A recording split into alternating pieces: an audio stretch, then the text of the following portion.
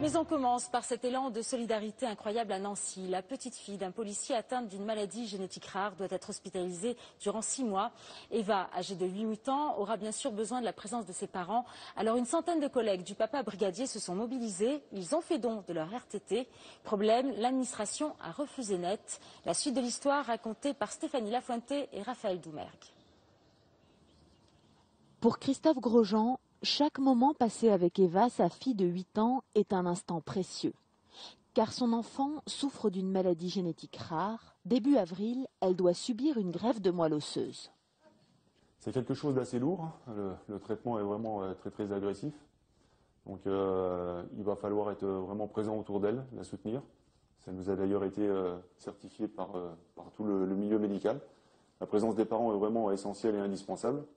Donc finalement, on s'est battu depuis le début. On a fait toutes nos démarches dans le but d'obtenir cette disponibilité. Le fait d'être très entouré, c'est porteur pour l'enfant. Et quand l'enfant se sent vraiment entouré et soutenu, ça lui donne la force de combattre. C'est pour ça que les deux parents sont indispensables aux côtés de l'enfant. Christophe est policier et depuis plusieurs années, il a mis de côté 7 mois de congé pour être présent au cas où la maladie l'exige. Mais 7 mois, c'est désormais insuffisant car Eva va être hospitalisée 6 mois et devra ensuite rester près d'1 an à la maison. Spontanément, près de 100 policiers de Nancy ont voulu soutenir leurs collègues et lui ont donné des RTT. Problème, la loi sur le don de RTT n'a pas encore été adoptée. La direction de la police a donc refusé ces dons. Il n'y a pas 50 000 cas comme ça en France. Il y en a 1, 2, voire 3. Il y a déjà eu des facilités qui ont été faites dans d'autres directions. Ça a été accepté. Pourquoi là, on traîne des pieds et on impose encore un problème supplémentaire à cette famille? C'est finalement briser cet élan de solidarité qui était tout à fait naturel et légitime.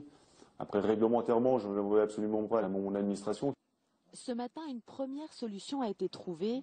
Christophe devrait bénéficier de 4 mois de disponibilité payée.